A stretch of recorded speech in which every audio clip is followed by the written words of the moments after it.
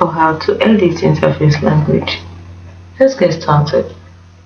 So the first thing you need to do is click on the three at the top right corner.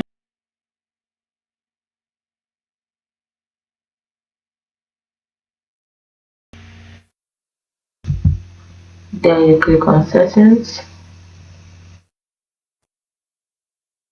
And left here you see languages. Click on languages. And over here you can see the languages. So the languages that let your website in the language you speak. They also show content in those languages when they're possible. So you can now try to add languages. Choose the ones you want to add.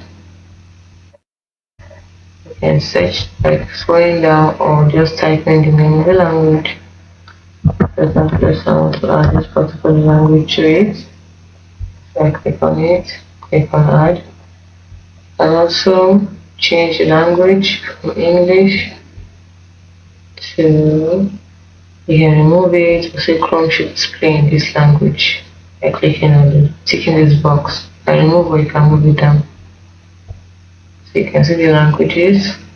It's as simple as that. Anyone you don't want, for example, I want to remove this one, I click on remove and it's as simple as that.